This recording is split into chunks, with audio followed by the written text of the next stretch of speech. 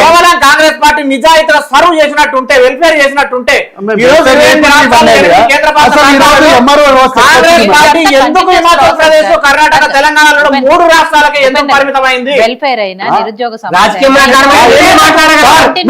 మాట్లాడతాను, నాతో మాట్లాడండి, నేను సిద్ధంగా ఉంటా.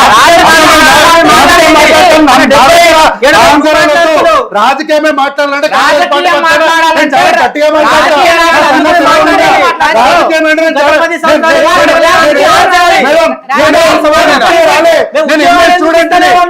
యూనివర్సిటీ కూడా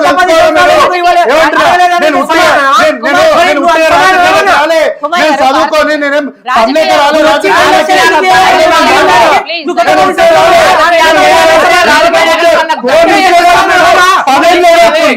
ఈ రోజు మమ్మల్ని మా దగ్గర వచ్చి మీరు మాట్లాడుతున్నారు. రాజకీయాలు ఎవరు కూడా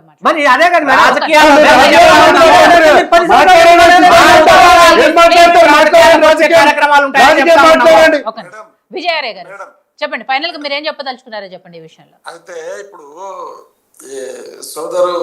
సోదరులు ప్రిస్టేషన్స్ కి ఎందుకు వస్తారేమో, మాట్లాడేటప్పుడు చాలా సవ్యంగా మాట్లాడుకోవాలి, ప్రజలకు మన బాధలు చెప్పుకోవాలి.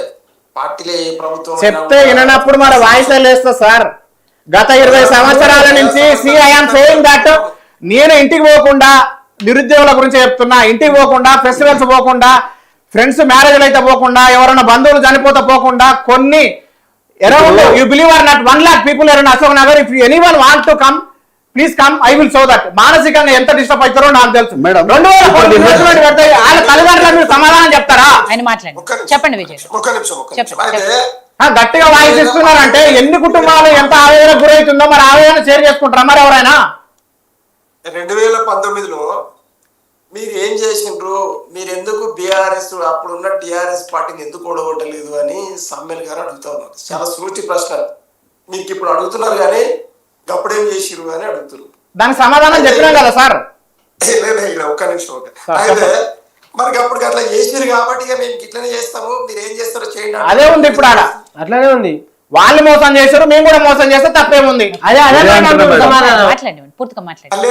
నేను అదే మాట అడగదలుచుకున్నా. అదే మాట సమ్మెల్ గారిని అడుగుతామని. అంటే అప్పుడు మీరు అట్లా చేసిరు కదా, ఇక మేము ఇప్పుడు చేస్తాము, మీరు అప్పుడు చేసినట్టే మేము సంతోషిస్తుంటే, ఉన్న ఉద్యోగాలను మీకు ఇస్తుంటే, మీరు అప్పుడు చేయలేదు కాబట్టి మీకు పనిష్మెంట్ ఇస్తామని అంటున్నారు సమ్మెల్ గారు. ఒకటి. రెండవది, కాంగ్రెస్ పార్టీ ఈరోజు సరే రాజకీయాలు వాళ్ళని మాట్లాడుతుంటారు, వాళ్ళు ఓటర్లు కదా, వాళ్ళు ఓటర్లకు సర్వాధికారులు, నిరుద్యోగస్తులు కాబట్టి వాళ్ళు ప్రభుత్వ ఉద్యోగాలు రాకపోతే ప్రైవేటైజేషన్లకు పోదామన్న దాంట్లో వాళ్ళు వెయిట్ చేస్తూ ఉన్నారు. దానికి సరి అయిన సమయం వాళ్ళకి కలిసి రావాలి. రెండవది, కాంగ్రెస్ పార్టీ ఒకవేళ నిజాయితీగా నిబద్ధతతోటి రాజ్యాంగాన్ని ఉన్నట్టు అమలు చేసి ప్రజల పక్షాన నిలబడితే ఈ ప్రాంతీయ పార్టీలు ఎందుకు లేదు, భారతీయ జనతా పార్టీ ఎందుకు? సింగిల్ పార్టీ ఉంటుండే కదా. ఎందుకు సార్ ఏం మాట్లాడుతున్నారు సార్? సార్ తప్పు సార్, ఇది ప్రజాస్వామ్యము. ప్రజాస్వామ్యం పలు పార్టీలు వస్తాయి. అయితే మేడం కంప్లీట్ అయిపోతే మళ్ళీ స్టార్ట్ చేద్దాం. విజయ్ గారు కంప్లీట్ చేయండి ప్లీజ్. కాంగ్రెస్ పార్టీ అనేది మొత్తం చచ్చిపోవాలి. అది ఎందుకో నాట్ రైట్. కాంగ్రెస్ పార్టీ మీ రాజకీయాల విధంగా మాట్లాడుకోండి, అది మీరు చేసుకునే రాజకీయాల గురించి, ఉద్యోగాల గురించి. మేడం ఇంకోటి మేడం, విజయ్ గారు నిరుద్యోగుల గురించి నిబద్ధతతోటి ఉన్నది ఉన్నట్టుగా కేసీఆర్ గారు చేసిన బంగారు తెలంగాణ పరిపాలన నిజంగా ప్రజలకు చెప్పి ఉంటే ఈ పరిస్థితి ఉండకుండే. మా తప్పుదమే జరిగింది. సరైన ప్రచారము పార్టీ పరంగా చేయలేక, సరిగ్గా అడ్వకసీ చేయలేక, ఉన్నది చెప్పుకోలేక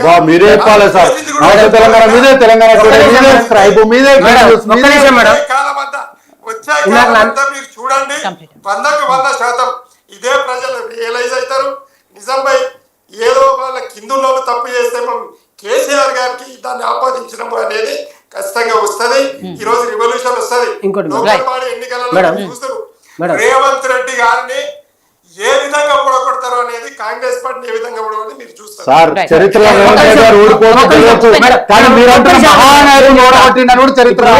ఒక్క నిమిషం మేడం, ఖాళీలు గుర్తించడంలో మాకు కమిటీలు పెట్టినామన్నారు. మరి ఏ ఖాళీలు గుర్తించి మీరు లాస్ట్ ఇయర్ డిఎస్సికి సంబంధించి 22,000 పోస్టులు ప్రమోషన్ ఇచ్చారు? ప్రమోషన్ ఇచ్చినప్పుడు ప్రమోషన్ నోటిఫికేషన్ వచ్చిందంటే దానికి సంబంధించి 100% రిక్రూట్మెంట్ కింద జరగాలి. దాంట్లో 70% ప్రమోషన్ జరుగుతుంది. ఒక్క నిమిషం మేడం, విను మేడం, డిఎస్సి విను. డిఎస్సి టీచర్లకి. దాంట్లో 30% డైరెక్ట్ రిక్రూట్మెంట్ భర్తీ చేయాలి. 22,000 ఇవన్నీ క్లియరెన్స్ రావాల్సింది. దాంట్లో 22,000 అంటే దాంట్లో 16,000 పోయినప్పుడు వాళ్ళు 22,000లో 70% ప్రమోషన్ ఇచ్చినప్పుడు వాళ్ళు 30% డైరెక్ట్ రిక్రూట్మెంట్ భర్తీ చేయాల్సిన పక్క భర్తీ చేయాలి కదా. అంటే దాదాపు 10,000 పోస్టులు భర్తీ చేయాలి కదా. ప్లస్ మళ్ళా మొన్న ప్రమోషన్ ఇచ్చారు. మీరు ఇప్పటికి 2 సార్లు ప్రమోషన్లకు సంబంధించిన ఖాళీలు ఏ విధంగా అది గుర్తించడం 30% ఎందుకు డైరెక్ట్ రిక్రూట్మెంట్ భర్తీ చేయాలి కదా. ఎన్ని పోస్టులకు వేసారు ఎప్పుడు? మొన్న డిఎస్సి అది 11,000. దాని తర్వాత 2 ప్రమోషన్లు మేడం వేసింది దాని జీరో తర్వాత- కదా మేము వేసింది. మేడం మేడం జీరో కదా మరి. గత ప్రభుత్వం 5,000 ఇచ్చింది. గత ప్రభుత్వం 6,000 ఇస్తే దాంట్లో 5,000 జోడించారు మీరు అంతే. గత ప్రభుత్వం 6,000 ఇస్తే మీరు 5,000 జోడించారు. చేశారు. దాంట్లో డిఎస్సి స్కూల్ జరిగింది. నేను రిక్వెస్ట్ చేస్తా ఉన్నాను, కాంగ్రెస్ ప్రభుత్వం ఒకసారి కాంగ్రెస్ ప్రభుత్వం ఏ మాత్రం చిత్తశుద్ధి ఉన్నా, మీరు పవర్ లో ఉన్నారు, అన్ని అధికారికంగా అన్ని మినిస్ట్రీలు కూడా మీ దగ్గర ఉన్నాయి, అందరు సెక్రటరీస్ కూడా మీ దగ్గర ఉన్నారు. ఏ మాత్రం చిత్తశుద్ధి ఉన్నా మీరు నిరూపించండి. నేను అన్ని కూడా 27 నోటిఫికేషన్లు ఆల్రెడీ నేను పీడిఎఫ్ డౌన్లోడ్ చేసుకొని పెట్టుకున్నా, పవర్ పాయింట్ ప్రజెంటేషన్ చేసే కార్యక్రమాలు కూడా ఉన్నాయి. నేనేం చెప్తున్నా అంటే బ్యాక్లాగ్ పోస్టులు కాంగ్రెస్ పార్టీ 0 ఇచ్చింది. మీరు 60,000 ఇచ్చినా అని మీద కదా పవరు, మీరు అధికారికంగా ప్రకటన చేసి సరే సార్, చేయండి. నేను ఏం చేస్తున్నారు? 60,000 ఎవరు ఇచ్చారు చెప్పండి. 60,000 ఎవరు ఇచ్చారు? ఇక నేను ఇది ఒకటే మాట్లాడతా. 60,000 గురించి మాట్లాడతా. ఈ 60,000 ఎవరు ఇచ్చారు చెప్పండి. ఖాళీల గురించి వీళ్ళకి ఈ 60,000 ఎవరు ఇచ్చారు? శాంతకుమారి కమిటీ నోటిఫికేషన్లు ఇచ్చింది కూడా ఎవరు ఇచ్చారు? నోటిఫికేషన్లు ఇచ్చింది బీఆర్ఎస్ పార్టీ. బీఆర్ఎస్ పార్టీ ఇచ్చింది. అంత ఉంది. సో ఈ ఉద్యోగాలను 60,000 వాళ్ళు ఇచ్చారా? స్పష్టంగా ఉన్నప్పుడు ఒక్క నిమిషం సార్. మీరే ఇచ్చారు. ఒక్క నిమిషం సార్. నా క్వశ్చన్ ఆన్సర్ ఇవ్వలేదు. ఒక్క నిమిషం క్వశ్చన్ ఆన్సర్ ఇవ్వలేదు. అర్థమైంది పాయింట్ రిసీవ్. పార్టీ 5,089 కాదు సార్. సెప్టెంబర్ 16, 2023 ఇండియన్ నేషనల్ కాంగ్రెస్ ఫిబ్రవరి 2024లో 5,973 పోస్టులు సార్ మా ఇన్స్పెక్టర్ ఉంటుంది సార్. మా ఇన్స్పెక్టర్ ఉంది అంటున్నా. మా ఇన్స్పెక్టర్ కాంగ్రెస్ పార్టీ అది అధికారికంగానే మాట్లాడుతున్నా. అధికారికంగానే మాట్లాడుతున్నా. రౌడే ఉంది.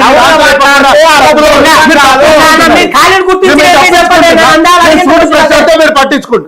ఈ ప్రభుత్వం వచ్చిన తర్వాత ఖాళీలు గుర్తించి ఆర్థిక శాఖ ఉంటున్నారు. క్లియరెన్స్ తీసుకునేది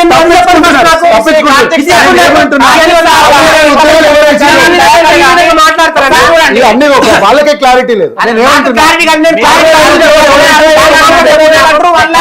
ఉద్యోగాలు ఎవరు ఇచ్చారు? ఒక నెంబరే క్లారిటీ లేదు, మాకు క్లారిటీ లేదంటావు. అరే 60,000 అంటారు, 70,000 అంటారు, 1,00,000 మాకేమో మీకు ఉంది కదా.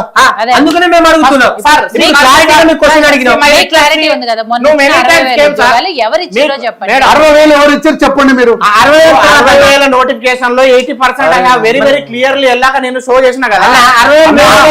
ఏదో షో చేసావు కాదు. ఈడ ఆన్సర్ ఒకటే. దానికి సమాధానం నేను చెప్తాను. Right, okay. ఇప్పుడు దానికి సమాధానం నేను చెప్తాను. 50,000 ఉద్యోగాలు బీఆర్ఎస్ గవర్నమెంట్ ఉన్నప్పుడు. ఒక్క నిమిషం మేడం. ఇప్పుడు 60,000 ఎవరు ఇచ్చారో నేను చెప్తాను.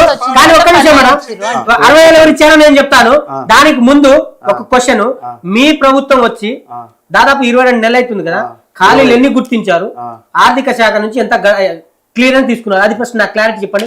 ఎవరు ఇచ్చారో నేను చెప్తా. 60,000 ఉద్యోగాలు మీరు ఇచ్చారా వాళ్ళు ఇచ్చారా నేను చెప్తా. ఫస్ట్ ఇది చెప్పండి నాకు సమాధానం. నేను అప్పటి నుంచి ఒకటే అడుగుతున్నా. ఇప్పుడు 60,000 మేము 0 ఇచ్చినాం. వారే అన్నారు ఇంత మీరు 0 ఇచ్చినారు. There is no doubt that. 0 కదా. నువ్వు ఆగన్నా. వాళ్ళు ఫస్ట్ వాళ్ళిద్దరిలో ఒకరిని చెప్పండి. వాళ్ళిద్దరిలో ఒకరిని కన్ఫైమ్ అనండి. సరే, మీరైతే 0 అంటారు కదా. మీరు 0 అని స్టాండ్ ఉన్నారా?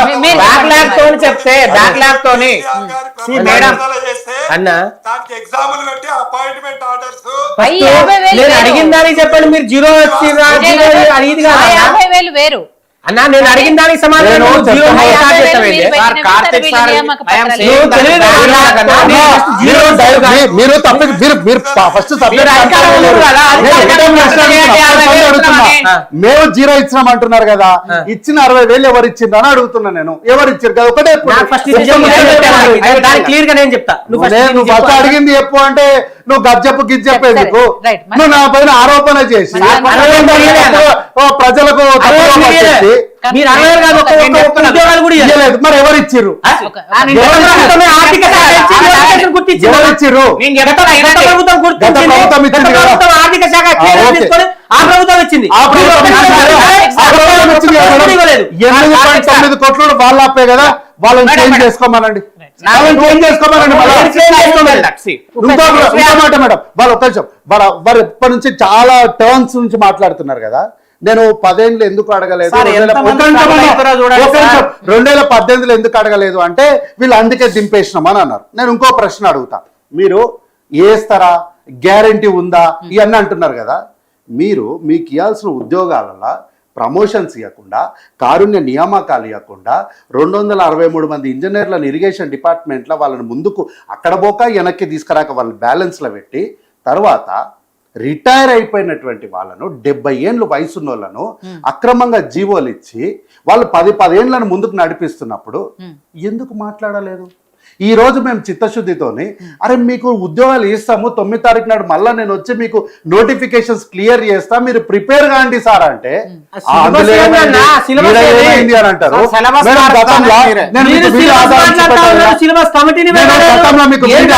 పెట్టలేదా ఏమని? మాకు నోటిఫికేషన్లను పోస్ట్ పోన్ చేయండి అని చెప్పి మేము డిమాండ్ చేస్తున్నాం ప్రభుత్వాన్ని అని వీడియో చూపెట్టలేదని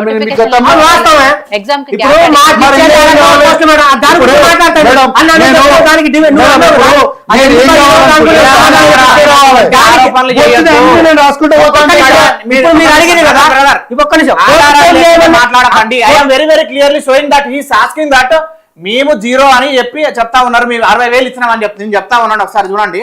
మినిస్టర్ మేము 60,000 ఇవ్వలేదు, 8.1 లక్షల కోట్ల రూపాయలు ఎందుకు కట్టాలి అంటున్నా. ఒకసారి చూడండి. గత ప్రభుత్వమే కట్టాలి. మళ్ళా క్లెయిమ్ సార్ విజయ్ సార్ నేను ఆధారాలతోని ఇక్కడ స్పష్టంగా చూపిస్తా ఉన్నాను. దయచేసి ఒకసారి చూడండి మేడం, చూడండి. మినిస్ట్రీ ఆఫ్ ఎడ్యుకేషన్ లో 22,245 పోస్టులు, మినిస్ట్రీ ఆఫ్ అడ్మినిస్ట్రేషన్ లో గ్రూప్ 1, గ్రూప్ 2, గ్రూప్ 3, గ్రూప్ 4 మొత్తం కలిపి 10,748 పోస్టులు, మినిస్ట్రీ ఆఫ్ హోమ్ లో 15,644 పోస్టులు, ministry of road and building లో 2,373 పోస్టులు.